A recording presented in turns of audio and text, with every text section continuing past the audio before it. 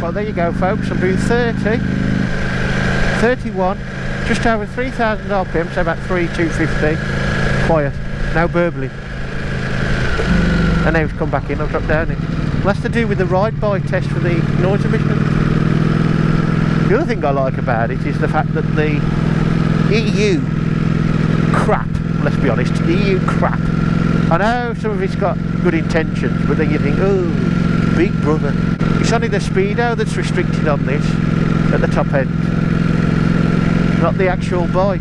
Obviously it's a loophole. Here we are. Oh, Burford. That's nice, isn't it, Burford? Oh, look at that way. Yeah.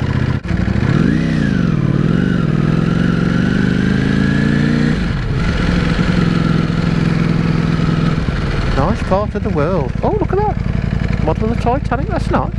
You do probably need first, when you go in, say, below, oh, I don't know. Let's try that, 20 mile an hour a second. Yeah, so, say about 18 and below, roughly, you're probably going to be in first. And maybe the torque doesn't come in quite as low as Thunderbird 4 did. It's perhaps a fraction higher. But I mean, let's be fair but honest. The Daytonas were never up there with the bikes of the day. They were close and they were a good effort, but they weren't up there.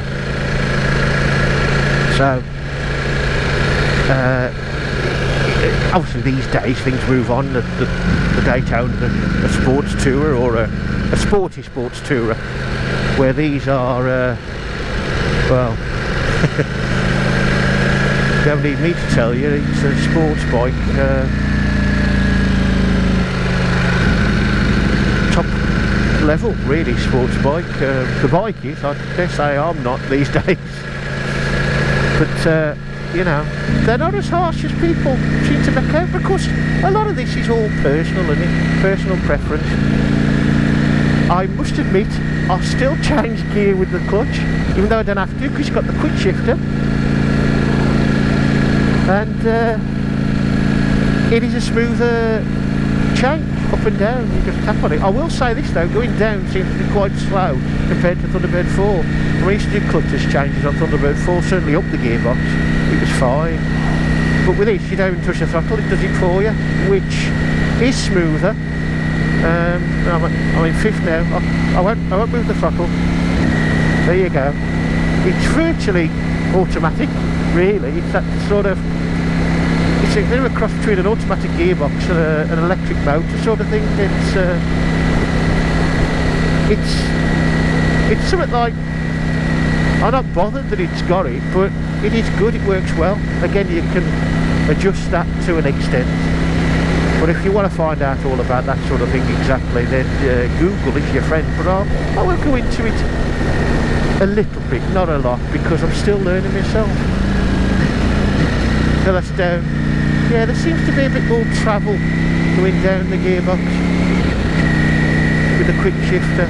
Well, rather all the time really, but it's noticeable with the quick shifter when you're not using the clutch really, I should say. Right then. There we go, towards Burford. Let's find a quiet spot. Look at the countryside while we're mosing. Look at that. Beautiful. The Cotswolds is not the Lake District or Yorkshire. It's a much softer landscape than that, but it's still beautiful. I'm doing 60 mile an hour in top, and it's doing 61.3 to the gallon apparently.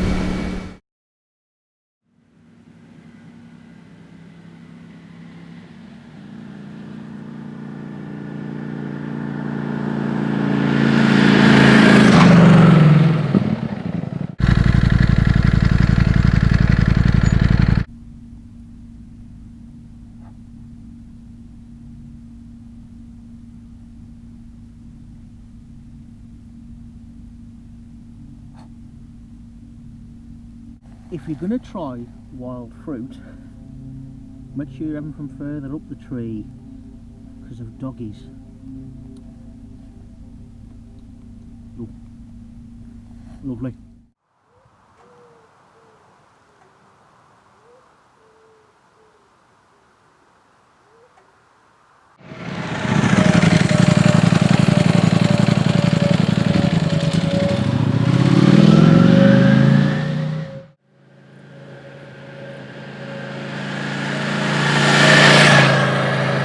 Right folks, we've got a reasonably quiet spot, not the most beautiful spot in the Cotswolds, but it's reasonably quiet. But we've got a railway line up the road, a main road the other way, there's planes flying around and there's farm machinery, so we'll put up with it. Is Michaela exactly what I was after? No, because nothing's that perfect. There's the obvious things that, well, I'll say a downside, but you know, if you're going to moan about it too much, you would have never done it. So the costs, obviously, is quite high. But that goes for all the superbikes. They're all like, I don't know what the Kawasaki is, but you know, like you're talking 15, 16,000 up, brand new, of course. You can save money, of course, by going second hand. Now, overall, she's beautiful. This is perhaps the look that Ducati should have gone for to replace the 916. Is it as beautiful as the 916? I don't think so, because the 916 is quite a simple design, but really good in its way. And I don't think, can you beat that? Maybe you can, but it's going to be hard. This is a very good effort, mind. Some of the planes around here, you know, folks, if this could be described as a motorbike Spitfire, that plane must be a Kartos, honest. So what would I change if I could, or could do it easily without too much extra cost? Well, the mirrors are one thing in some respects, although they're not as bad as I thought. They don't fold, so that's awkward for storage and perhaps going through traffic as well. But these are quite narrow for a V4, so I can actually get her just about where I want to in the garage for storage. But they're a prime suspect to be knocked and snapped off, because they'll be quick snap off things, so they don't damage anything else, like most things like that are these days on more modern machines.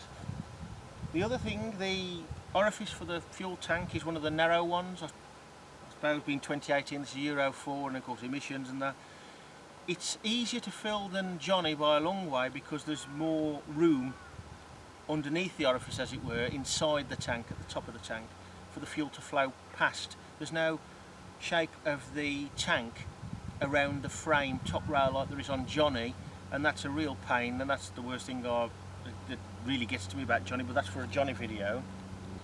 The other thing though, that is the worst thing by miles, apart from things like fuel consumption if you're ragging it, tyre wear on the rear if you're ragging it, because you're looking at a 1500 miles, which is thirsty, very thirsty, but you know, 200 odd brake horsepower, you know, that's just the way it's going to be, folks.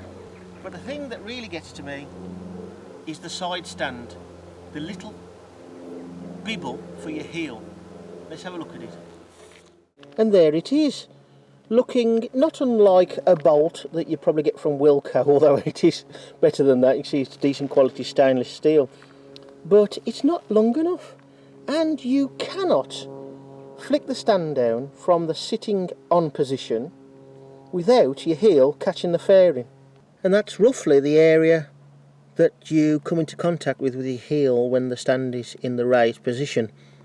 Now, the quick answer is some electrician's tape, because although it probably won't look that good, it's the easiest way to get round the problem, and much better than having the fairing repaired. Well, these are the mirrors, and they are a bit vibey, not as bad as smelly, and they tend to smooth out the faster you go. It's the initial take-up, if you like, and getting going that they vibe a little bit. They are pretty good as, well, all bikes go, but certainly sports bikes. They're a little deeper here than Thunderbird 4, for example, so you see less of your elbows and more what you need to see, and I would say they're the best mirrors on a sports bike I've ever had. Right, I'll show you what I mean by the orifice in here. As you can see, it's quite small, but there's plenty of room below for the flow of fuel to go in. That's not the case on Johnny at all, and it's very awkward. It's very hard to video the dash without me being reflected back, but here you go, have a look at this fancy dash. As you can see, that is the white background with the black lettering, and it's pretty good. And as I said before, it does change the other way around when it gets dark. So there are the main controls for the modes, your two rocker and push buttons up and down and select. The reach to the indicator is a bit much. It's just within reach, to be honest. It's alright when you're holding the handlebar without being anywhere near the clutch lever, but the shape of the clutch lever sort of pulls you away a little bit from this part, this end of the grip there, and it's alright now like that, but when you're riding along and perhaps you've been changing gear, of course, as I said, you don't have to use the clutch once you get going. It's a little, see, it's just within reach, shall we say. The beauty of it is you don't have to turn these very far for them to do anything. They're really nice in that respect. Now this is your main beam and dip control. Now the problem with this was I couldn't find out how to put main beam on. It's easy enough to put the dip, you just, the flash, there you go, you just pull it in like any other bike. But where it is for the main beam on, I hope I ain't got to hold that all the time. And what do? Well, to flash you go just like that, like any bike. And to put it on main beam you go click away. In other words, just like a car.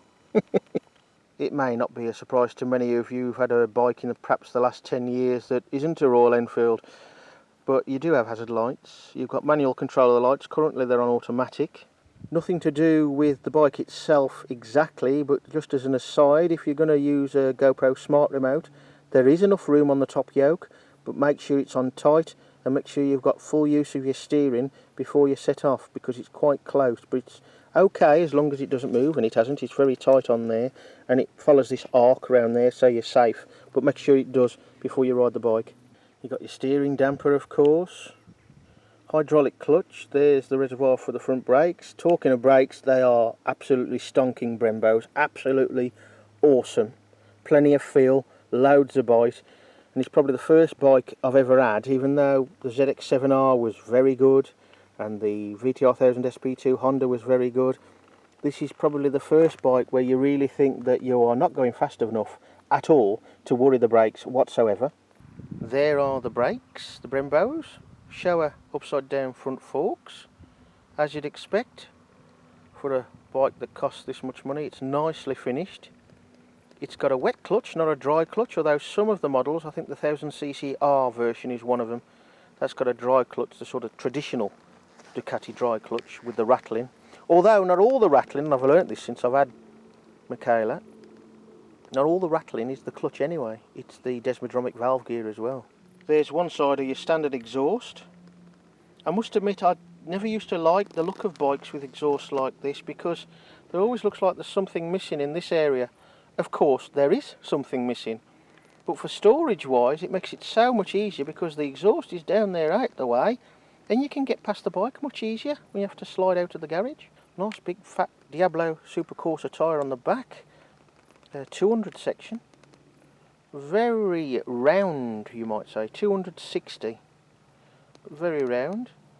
I said the most annoying thing is the side stand, but no, it's not. The most annoying thing is, like a lot of modern makes these days, you don't get a toolkit. You don't even get a C-spanner to do the chain. That's annoying. It was hard to find, but it's a Sachs or Satch, however you pronounce it, rear shock. And this one has gone on far longer than I would like it to. But there you go. That's waffle for you. I'm now off to get something to eat. See you again soon.